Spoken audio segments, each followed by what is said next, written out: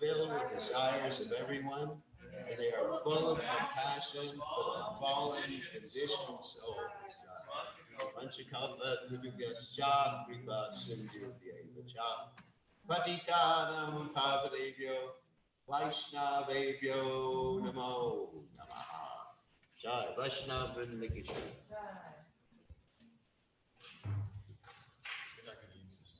Well,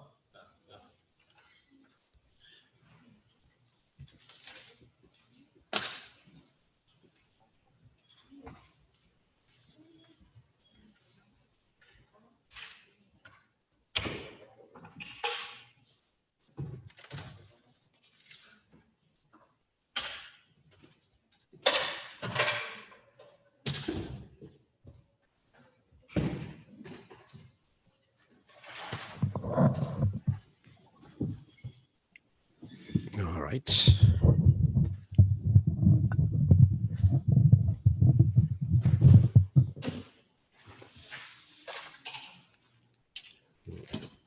Let's do that.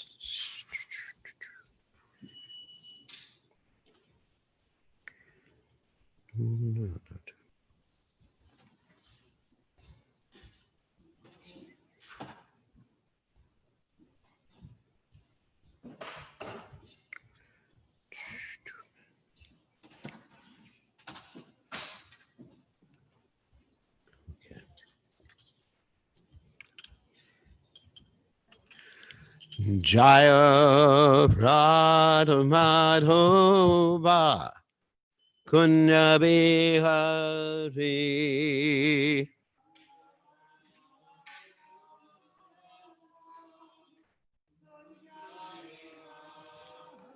Jai Radha Madhova Kunya Bihari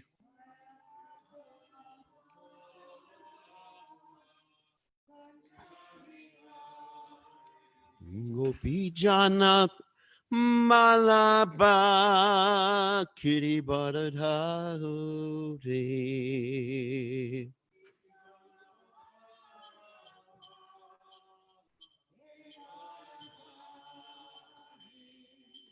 Gopi Jana Malaba Kiri Baradhauri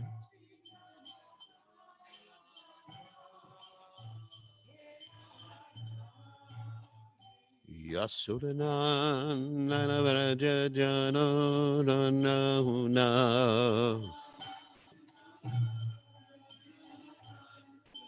Yasudanan Nana Vraja Janona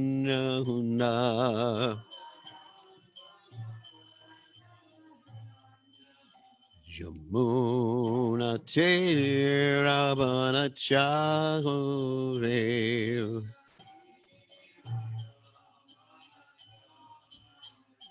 Yamuna Tirabana Chahure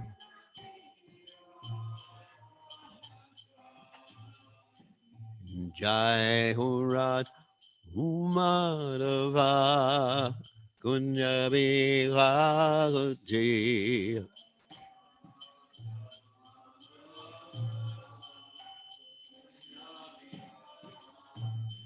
Joy Radha Madhuva Kunjabi Ragati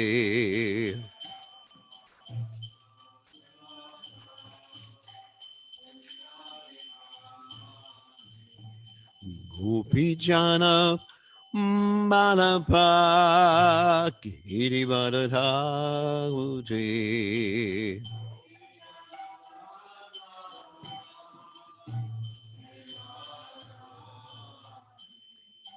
Gopi Jana Balaba Kiri Varadhavuti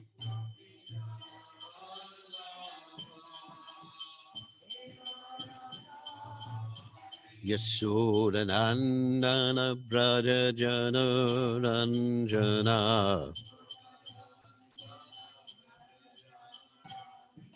Yashodanandana Raja Janurana Huna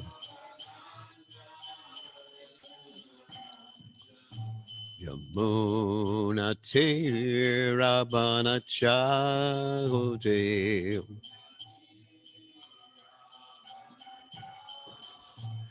Yamuna Tirabana Chahude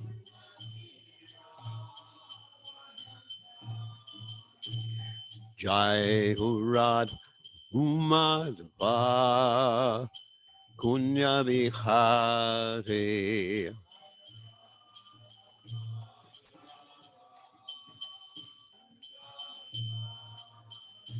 Jai Urad Umadhuva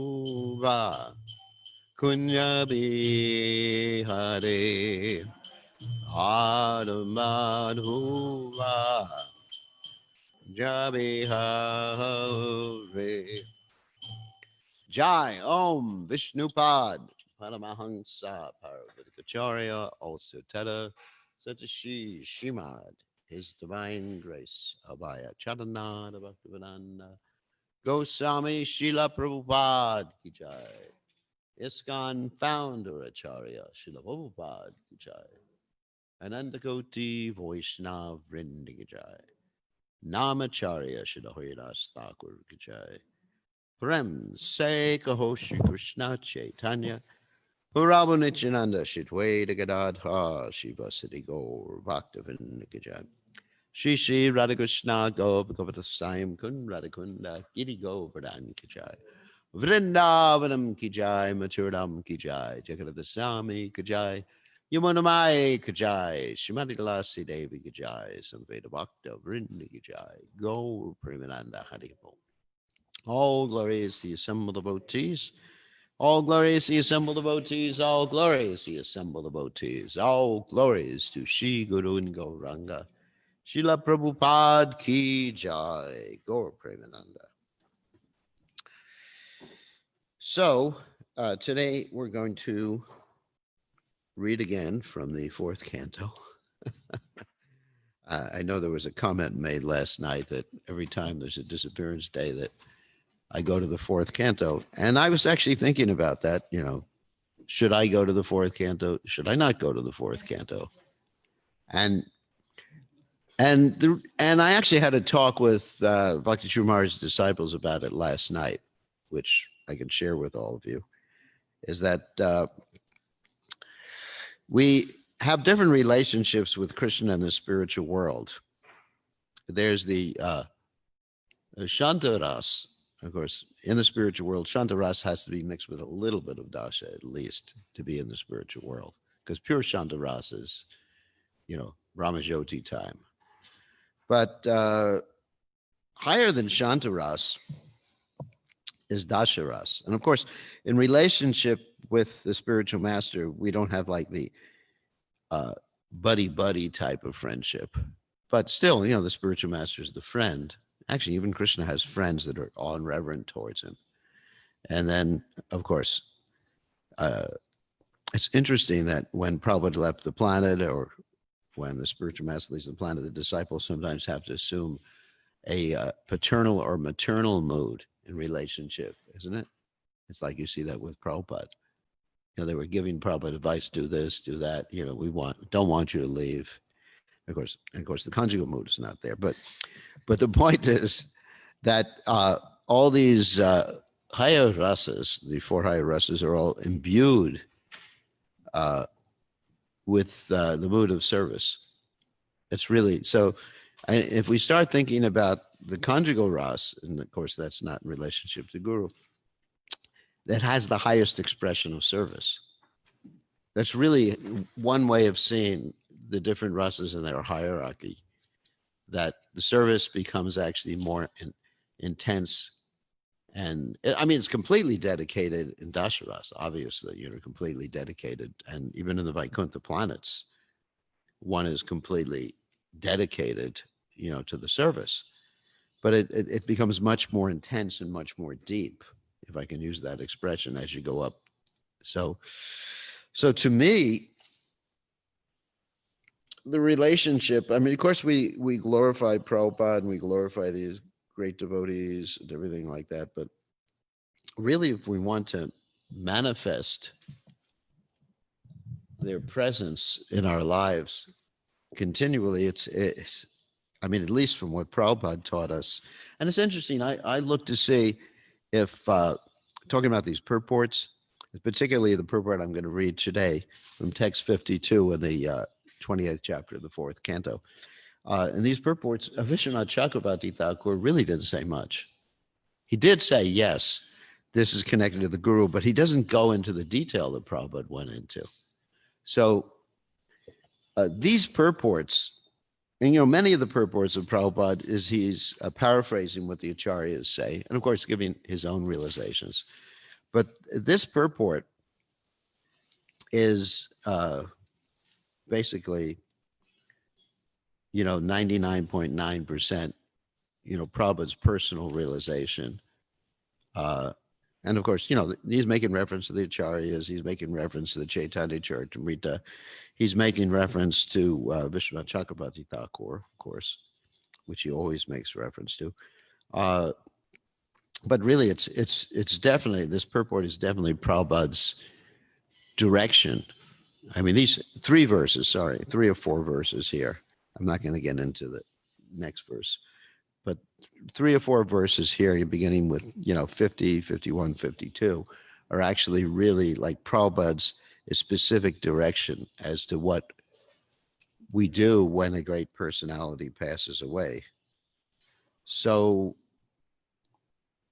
to me, I mean, this is how I connect with the departure of a person. I mean, of course, there's an emotional side to me also, which some people don't believe. But anyway, there's an emotional side too. But to me, the relationship with Prabhupada is always one of, how can I serve you? Like Prabhupada, he asked his spiritual master, how can I serve you? Prabhupada said that was the only question he asked. And then Prabhupada's famous quote, the worship of the spiritual master is not simply some festival of fruits and flowers. So I see that in Prabhupada's mood, that, his exclusive dedication to the instruction of his spiritual master, and of course, his Prabhupada's actions, which actions are a manifestation of the mood of someone. What do they say? Actions speak louder than words. So to me, I'm not going to be dissuaded from reading these verses when someone passes away. Although, I'll speak a little bit about my own experiences with a particular great devotee like that. But anyway, so let me continue with this. So we're going to read from text 52 of the fourth canto, chapter 28. Om Namo Bhagavate Vasudevaya. Om Namo Bhagavate Vasudevaya. Om Namo Bhagavate Vasudevaya. So I'll just read the Sanskrit and then the translation. Brahmana uvacha katvam kasya sivo kovayam shayano yasya shochasi janasakim zakayam vam inagre vichacharitaha. The Brahmana inquired, how are you? Who are you? Whose wife or daughter are you? Who is the man lying here? It appears you are lamenting for this dead body. Don't you recognize me? I am your eternal friend. You may remember that many times in the past you have consulted me. Of course, this is the super soul. When a person's relative dies, renunciation is automatically visible. Actually, Prabhupada would call this smarshana vairagya. I mean, renunciation at the crematorium. But consultation with the super soul seated within everyone's heart is possible only when one is completely free from the contamination of material attachment. One who is sincere and pure gets an opportunity to consult with the Supreme Personality of Godhead in his Paramatma feature, sitting within everyone's heart. The Paramatma is always the Chaitya Guru, the spiritual master within, and he comes before one externally as the instructor and initiator, spiritual master. The Lord can reside within the heart, and he can also come out before a person and give him instructions. Thus, the spiritual master is non different from the super soul sitting within the heart. An uncontaminated soul or living entity can get a chance to meet the Paramatma face to face. Just as one gets a chance to consult with the Paramatma within his heart, one also gets a chance to see him actually situated before him. Then one can take instructions from the super soul directly. This is the duty of the pure devotee, to see the bona fide spiritual master and consult with the super soul within the heart. When the Brahmana asked the woman who the man lying on the floor was, she answered that he was her spiritual master, and that she was perplexed about what to do in his absence. At such a time, the super soul immediately appears, provided the devotee is purified in heart and following the directions of the spiritual master. I'm going to repeat that. At such a time, the super soul immediately appears, provided the devotee is purified in heart by following the directions of the spiritual master. A sincere devotee who follows the instructions of the spiritual master certainly gets direct instructions from his heart, from the super soul. Thus, a sincere devotee is always helped directly or indirectly by the spiritual master and the super soul. This is confirmed in Chaitanya Charitamrita, Guru Krishna Prasade Pai Bhakti Lata Bij. If the devotee serves his spiritual master sincerely, Krishna automatically becomes pleased. Yasha prasadat bhagavat prasadaha. By satisfying the spiritual master, one automatically satisfies Krishna. Thus, the devotee becomes enriched by both the spiritual master and Krishna. The supersoul is eternally the friend of the living entity and always remains with him.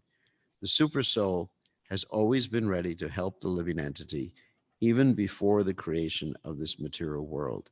It is therefore stated here, Yanagre Vicha Charta. The word agre means before the creation. Thus, the supersoul has been accompanying the living entity since before the creation.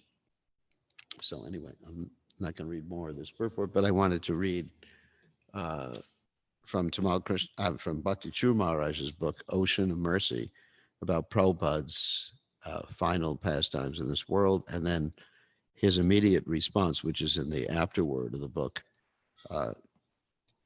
concerning Prabhupada's final pastimes. Prabhupada's leaving this world. So news of Srila Prabhupada's critical condition was spreading. And anticipating that Prabhupada might soon leave his body, Sriman Narayan and Ramakrishna Bajaj came to see him. They were old acquaintances, and at one point they wanted to speak with Prabhupada privately. So he suggested that the rest of us leave the room. Before leaving, however, I pressed the record button of the tape recorder on Prabhupada's bedside table. When I told Tamal Krishna Maharaj what I had done, he thanked me and said it had been a smart thing to do. So in other words, they wanted to have a private meeting with Prabhupada and to discuss something that Prabhupada's disciples shouldn't hear. In other words, there was some plan. You know, they wanted Prabhupada to say something and they could represent Prabhupada in a particular way that, anyway, they could say Prabhupada said this and there was no actual recording or witness to it. When the meeting was over, I took the tape recorder to Maharaj's office and played it. Sriman Narayana and Ramakrishna Bajaj had asked Prabhupada about who would be his successor, and he told them that he was not going to appoint one. He was giving the legacy to all of his disciples, all of his followers. A few days later, in the evening, actually, part of that story is not told right here, is that they noticed the tape recorder was on after they had asked the question. Prabhupada responded, and they asked that it be turned off. They are actually upset about it. A few days later in the evening, several of Srila Prabhupada's godbrothers came to see him.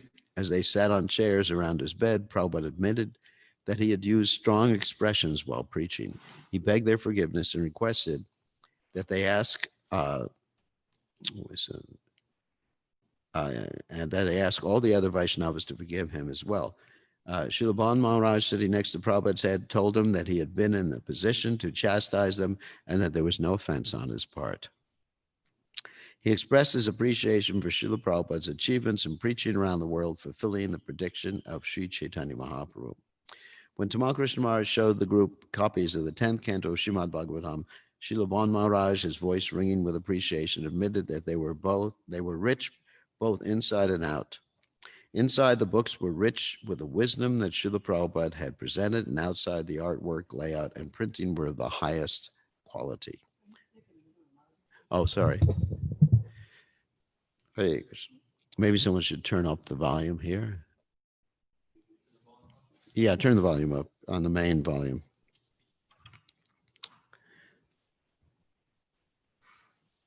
Normally I'm louder. I'm just extremely tired from last night. I didn't get to sleep till 10 o'clock. So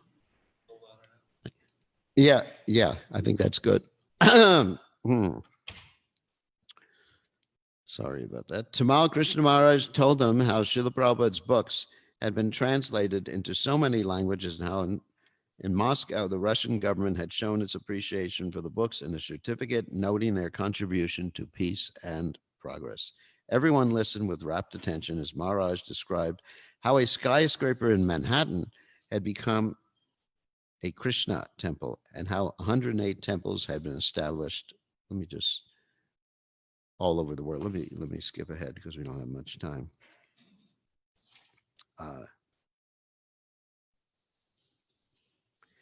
At one point, when Srila Prabhupada opened his mouth and I was about to pour a few drops of water, Babaji Maharaj commented, "See, he is still chanting." Though Prabhupada was not making any sound, I could see his tongue vibrating in rhythm. Then Damodar Prasad Shastri, who was standing next to me, said that Srila Prabhupada had left his body. I could not accept that, so I said, "Please check him carefully." He took a small piece of cotton cloth and placed it in front of Prabhupada's nose. It did not move. I told him to use the stethoscope, and he did, but there was no heartbeat.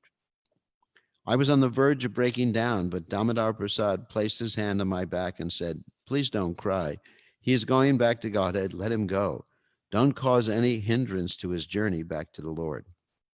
Everybody understood what had happened. Bhishma was one of the first to react. Tears started to flow from her eyes as if a water pot had broken. Manihara Das was sobbing, and I told him what Damodar Prasad had told me. Srila Prabhupada is going back home. Let us not cause any hindrance to his journey back. The devotees kept chanting. Some left the room.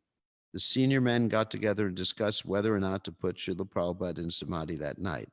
Then news came from the leading Vaishnavas of Vrindavan that the following morning he should be taken to all the prominent temples in Vrindavan for a final darshan of the Lord.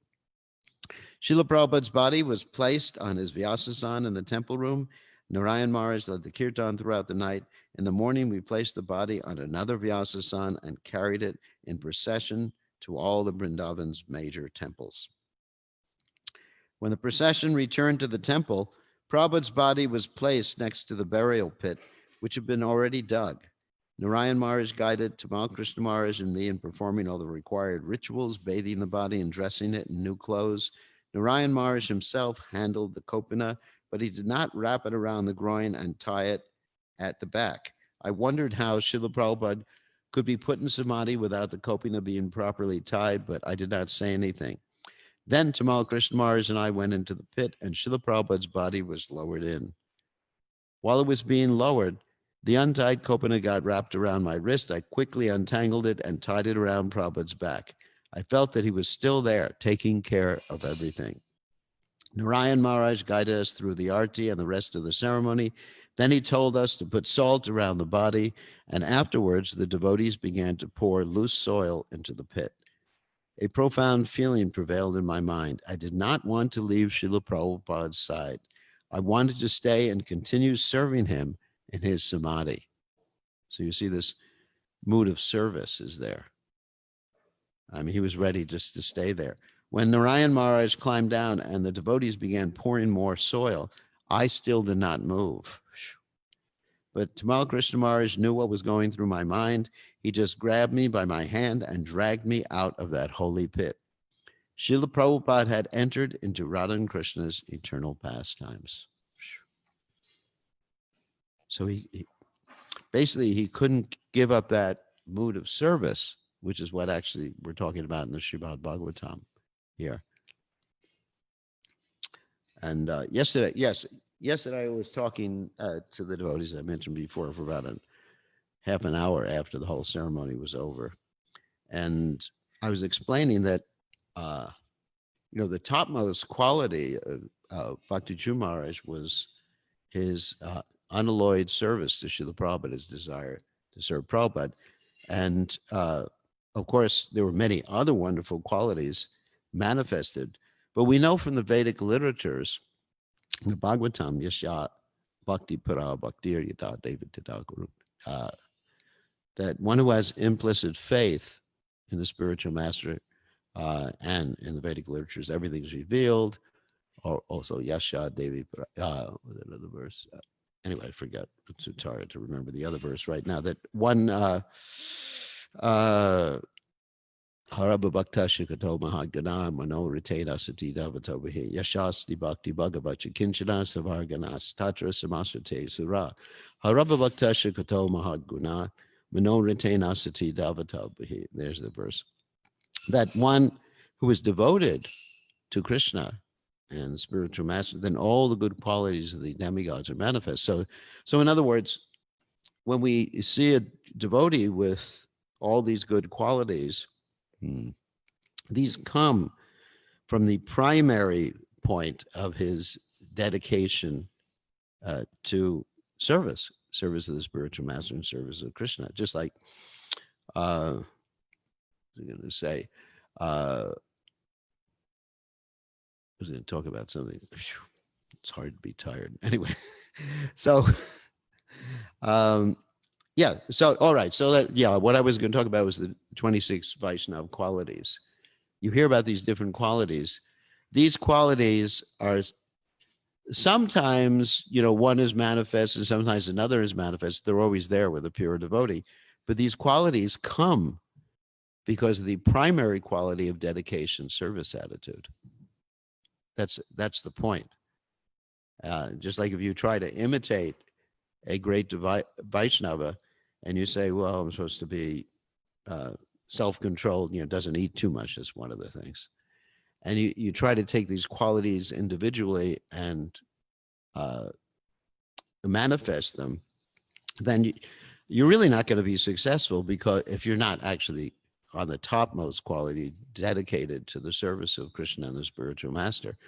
Because as that verse states, Harabha Bhakta Shakato Mahat Guna Mano Rate Nasati Dalvato Bahi, then it's simply based upon Mano Retena, that is the chariot of the mind. And we know that in this material world, if someone exhibits certain qualities that we may consider to be admirable, and they're not devotees, those qualities are actually coming from the modes of nature, which happen to be affecting the person at a particular time. And the Bhagavad Gita states that the modes of nature are in constant flux, defeating, let's say, the mode of goodness, the mode of passion, defeating the mode of ignorance, and you get the idea. So the modes of nature are in continual flux. So really the essential or the primary quality, sometimes you talk about mukhya and guna, the primary quality. The primary quality is devotion, and then the other qualities manifest because of that devotion and service attitude. And that was Prabhupada's teaching. So anyway, so you see this with BhaktiCharuMaharaj Maharaj, his primary quality is just with Prabhupada is, how can I serve you? I mean, he really epitomized that quality to the highest degree. Let's continue reading. The afternoon after placing Srila Prabhupada's body into samadhi, I went to his room, lost in the emptiness of his departure. I couldn't believe he wasn't there, although he had always taught us that we should all have to leave the material world one day, and showed us by his personal example how we should prepare. His absence was difficult to accept. I knelt by Prabhupada's bed and held my head on his fine woolen chadar, laid my head, sorry, folded on his pillow. It still bore his fragrance. Unable to control myself any longer, I broke down and cried as if my heart wanted to escape from its cage, but could only melt in a torrent of tears. I just let my agony pour out in sobs. After a while, whether minutes or hours, I had no idea. I felt a hand on my shoulder and looked up. It was Tamal Krishna Maharaj. He did not say a word, but his touch told me that he understood and shared my anguish. Several devotees had gathered in the room, and they were all looking at me. Embarrassed, I walked out with Maharaj by my side. The next day, I left for Mayapur with Jayapataka Maharaj carrying an ornate metal container holding flowers from the Samadhi. That's the Pushpa Samadhi. We were also talking to the disciples of BhaktiCharuMaharaj about the Pushpa Samadhis that are going to be established. One in Vrindavan is going to be established, at least one in Vrindavan. We were talking about the arrangements. They would be buried in a Pushpa Samadhi, above which a temple would be built where devotees and others could worship Srila Prabhupada and feel his presence. That's the Pushpa Samadhi in Mayapur. Mayapur was somewhat of a relief for me. The memories were not so fresh there, and I was surrounded by friends and godbrothers. Still, my world felt vacant. The first time I dreamt of Srila Prabhupada, the dream was so real that although in the back of my mind I was aware he had departed, I perceived him so clearly that my heart danced with joy at being with him again. I offered my obeisances and held his lotus feet, bathing them with my tears. He lifted me up and asked whether I was chanting the Hare Krishna Mahamantra on my beads. Unable to speak, I remained silent. He asked me to show him my tongue. When I did, he took hold of it with his thumb and forefinger. What a dream. And as the thrill of his touch ran through my entire body, he asked me, "Are you using it to chant the holy name?" I tried to say something, but he was still holding my tongue. And then my struggle to speak woke me up. With the wonderful feeling of meeting Srila Prabhupada still vivid in my mind, I sat on my bed and wondered about the meaning of the dream. What did he want to tell me? It seemed that he was reminding me that Maya would try to hold my tongue and prevent me from chanting, but that I should never stop. No matter the difficulties, I should never stop chanting the holy name. So that is another thing that occurs when spiritual master leaves the planet, and those of us who experience that, it's like a crossroads at that particular time. What should I do now? Now, and you actually see that many devotees who were serving Srila Prabhupada physically, personally, Vapu, they really couldn't maintain themselves after Srila Prabhupada left, because they didn't really grasp the Vani. Actually, Prabhupada would say sometimes that Vapu is just very temporary, and the Vani is more important. So because of that, you find a lot of devotees, actually, maybe even the majority of devotees, didn't continue chanting. Of course, their love for Prabhupada was always there, and you see that Prabhupada saved many of them at the final instance of their lives. There's many, many stories about that. Devotees who left the association, devotees, and even engaged in activities that were, let us say, against the regulative principles. But when it came time to leaving their bodies, they took shelter again of the devotees. Devotees assisted them. They went to Vrindavan, or they went to temple, and there's many stories of glorious departures, even devotees who had left the movement. So Prabhupada actually keeps saving people too. So anyway, so there is a junction there when the spiritual master leaves the planet. It's just like, what should I do? Where's my support anymore? Should I just like lay back and not do anything? Or how can I connect more with Prabhupada? So there's a question that comes in someone's mind when the spiritual master, I want to be with him. I want to be with him. So what is the right strategy? And this is what we were talking about yesterday with the devotees. They were asking, what is the guidance? What sort of guidance you're giving to connect with Bhakti True Maharaj? And I was explaining that you should think of how you can contribute according to your own capacity the most to Bhakti True Maharaj's mission. And first of all, you have to understand his mission. And of course, I've stated before, as a loyal ISKCON follower, that his mission is to serve the mission of His Divine Grace Srila Prabhupada. But there are other aspects to his mission. I was even discussing with the devotees that perhaps you should do like one of those mind maps and say, his dedication to Prabhupada, maybe put that on the top. And then all these other missions that are connected with his main mission, and see how you can connect. And it requires some introspection. And what I said to them was drilling down. You really drill down. How can I connect? I personally connect. And you can do that in consultation with your God brothers or other advanced devotees in the Krishna consciousness movement. But it's really important to drill down, now that he's gone, how can I connect? What aspect of the mission of the spiritual master can I connect to right now and just focus on? Like Prabhupada focused on the mission of his spiritual master preaching in the Western world. And that was his, just one focus. You don't want to become too splayed out or diverted from the one focus, because if you, what do they say? Master, what was that? Master of everything. Jack of all trades, master of none. So it's really important to focus to be able to accomplish something. And Prabhupada really focused. He focused on the book distribution, book publication, book distribution, because those are the orders he got from his guru. Just think about that. Because Bhaktisiddhanta Saraswati Thakur told Prabhupada that if you ever get any money, print, distribute books. He also said if I could sell the marble from the temples, I would use that for book distribution. And Prabhupada actually was so heavy about that point. I remember I was in Los Angeles one time. Prabhupada came back and he saw the devotees who spent money on a project that he didn't really want them to spend money on. And, with more marble and everything like that. And the first thing he said when he sat on the Vyasasan is that my spiritual master said that if you could sell the marble from the temple, you could print and distribute books. And, this is after devotees spent $200,000 in those days doing something. Anyway, so he said, no matter what the difficulties, I should never stop chanting the holy name. I felt immensely grateful and remembered Srila Prabhupada's assurance that although he would someday disappear from our vision, he would always be present.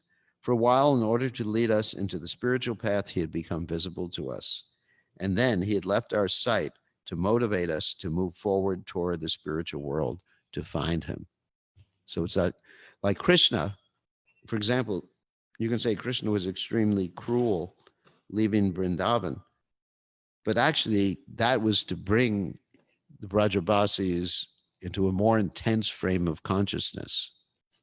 Because had Krishna not left Vrindavan, I mean, of course, they were always intense, with Krishna, but it was much more intense when Krishna left Vrindavan. You find in the Lalita Madhava that the gopis were committing suicide, basically, because they couldn't bear to be without Krishna.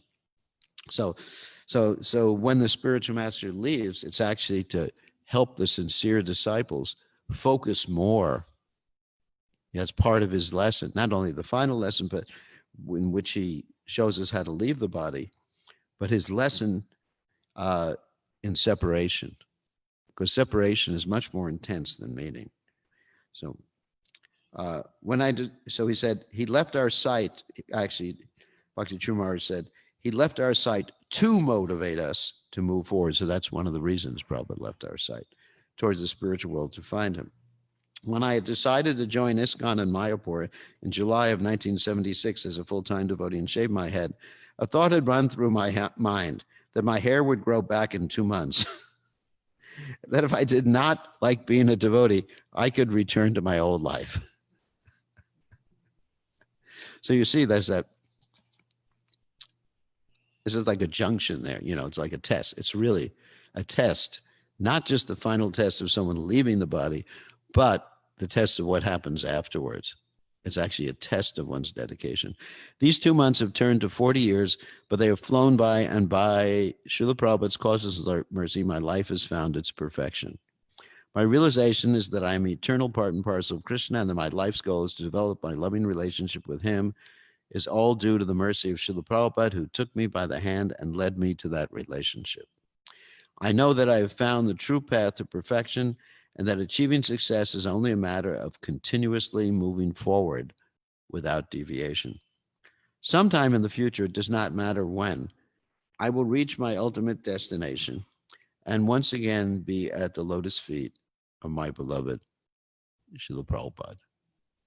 So it's actually quite touching. I mean,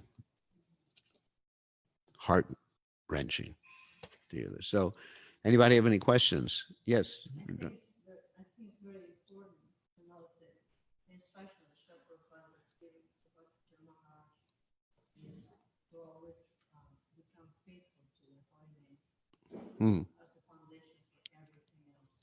Everything.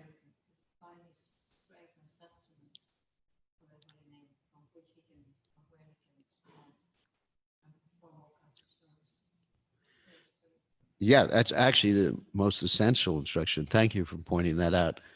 I mean, one of my disciples wrote me last night, which is a different continent, and she said she gets bewildered when people get into all these other, not that we don't do rituals, but all these other different activities, and they're not understanding the importance of the holy name.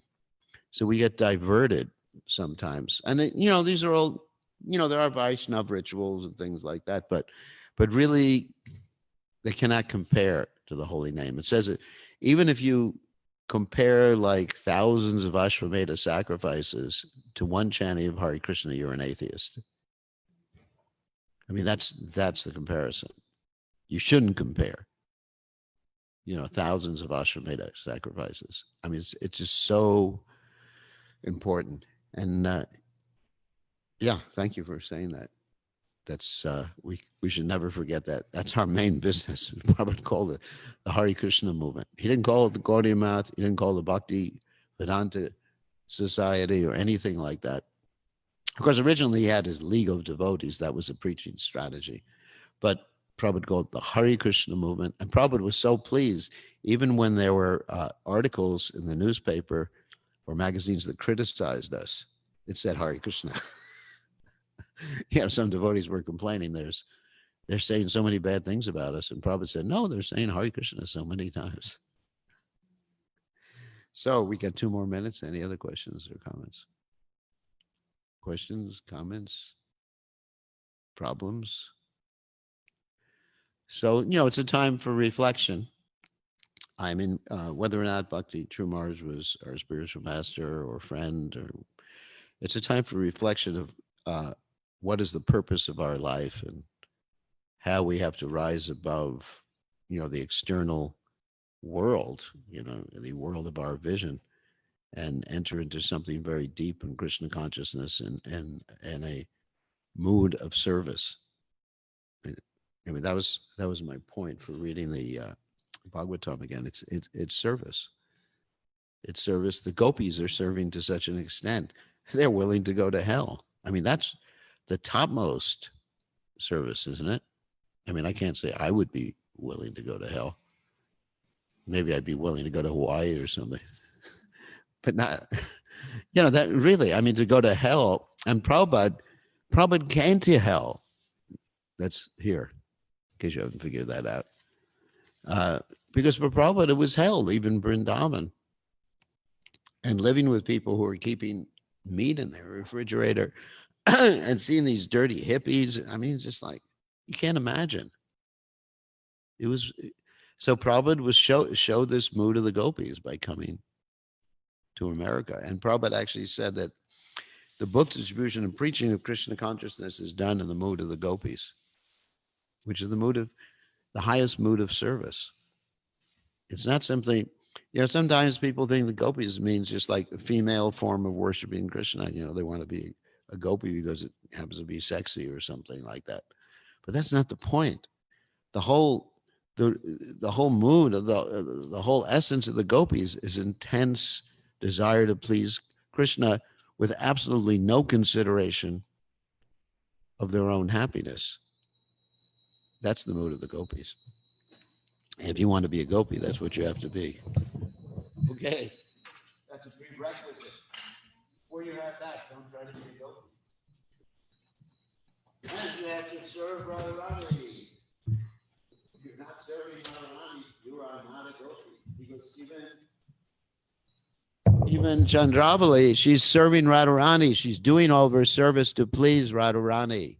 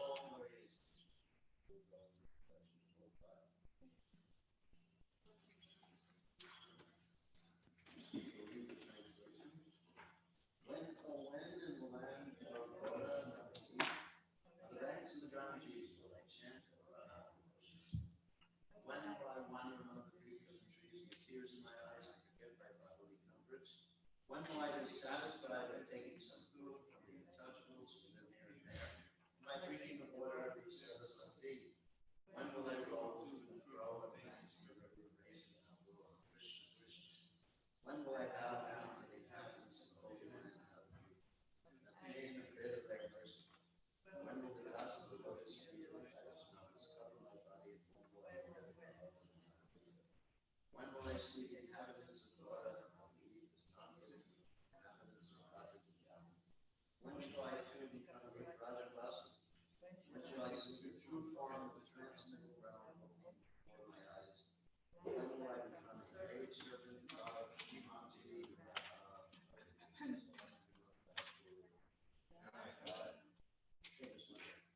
Share one thing I was thinking about as I was talking class about devotees is that none of the even just probably none of the devotees are enviously aware they're just plain envious of those who are Krishna. They're not, I mean, it's not part of the entity. They're envious of Bhagavad, envious in each other. It's just a display